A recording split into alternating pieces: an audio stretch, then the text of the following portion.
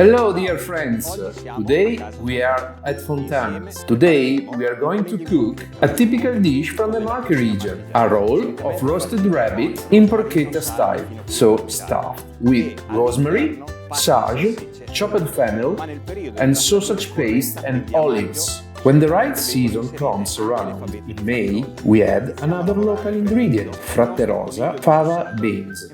We place our deboned rabbit on a chopping board and stuff it with a paste made of sausages.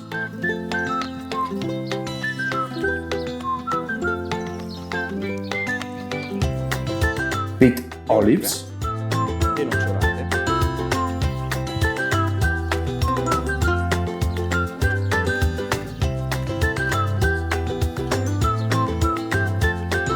and season it with fennel.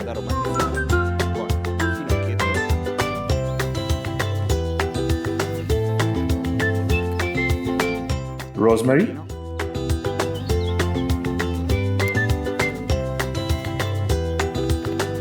and a few sage leaves. For extra flavor, grate a little bit of orange zest with a zester. Salt, pepper, roll up the rabbit,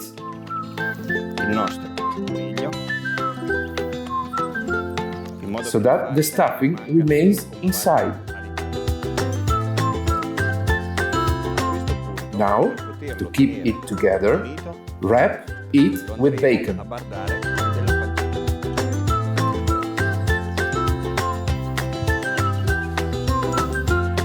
And then tie it with string.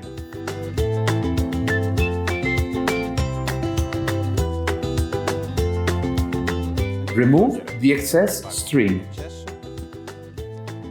Add some more salt, a little bit of pepper, and a little more zest.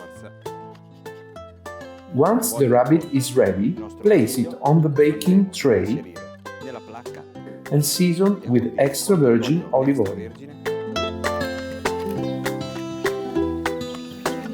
Once the rabbit is ready, cook it in the Fontana Gusto 80 direct cooking wood ovens.